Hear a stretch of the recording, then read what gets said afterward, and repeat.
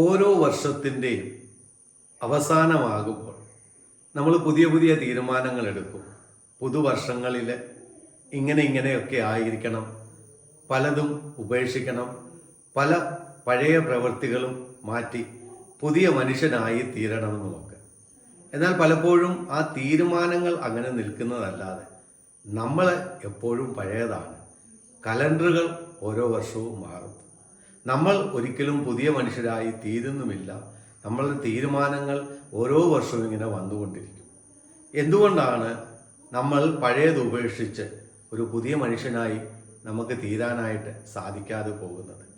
ദൈവ സാന്നിധ്യം നമ്മുടെ ഉള്ളിൽ നിറയാതെ ഇരിക്കുന്നതാണ്.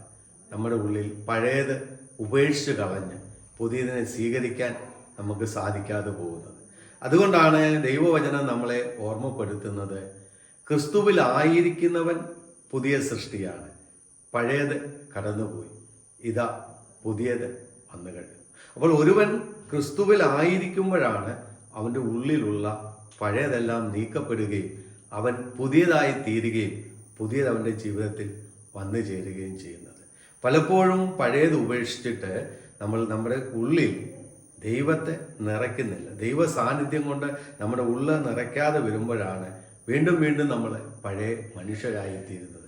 അതുകൊണ്ടാണ് വചനം നമ്മെ ഓർമ്മപ്പെടുത്തുന്നത്, ഒരുവൻ ക്രിസ്തുവിലാകുമ്പോഴാണ് പഴയത് മാറിപ്പോയി പുതിയത് കടന്നു വരികയും അവൻ പുതിയ സൃഷ്ടികളായി തീരുകയും ചെയ്യുന്നത്.